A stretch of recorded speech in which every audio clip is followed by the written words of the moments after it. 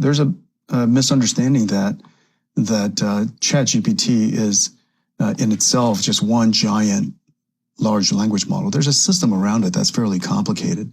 Could you explain briefly for the audience the fine tuning of it, the reinforcement learning of it, the various surrounding systems that allows you to keep it on rails and let it give it knowledge and so on and so forth? Yeah, I can. So the way to think about it is that when we train a large neural network to accurately predict the next word in lots of different texts from the internet, what we are doing is that we are learning a world model. It looks like we are learning this. It may look on the surface that we are just learning statistical correlations in text. But it turns out that to just learn the statistical correlations in text, to compress them really well, what the neural network learns is some representation of the process that produced the text. This text is actually a projection of the world. There is a world out there, and it has a projection on this text. And so what the neural network is learning is more and more aspects of the world, of people, of the human conditions, their hopes, dreams, and motivations, their interactions and the situations that we are in. And the neural network learns a compressed, abstract, usable representation of that. This is what's being learned from accurately predicting the next word.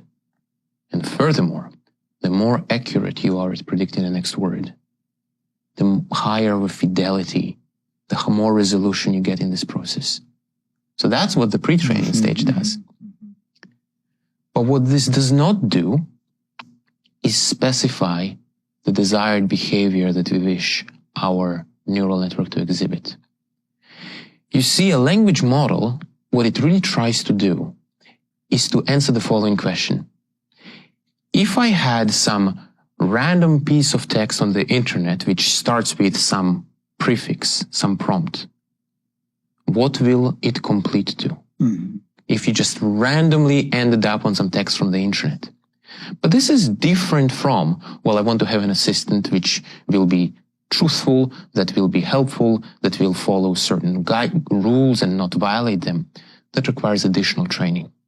This is where the fine-tuning and the reinforcement learning from human teachers and other forms of AI assistance. It's not just reinforcement learning from human teachers. It's also reinforcement learning from human and AI collaboration. Our teachers are working together with an AI to teach our AI to behave.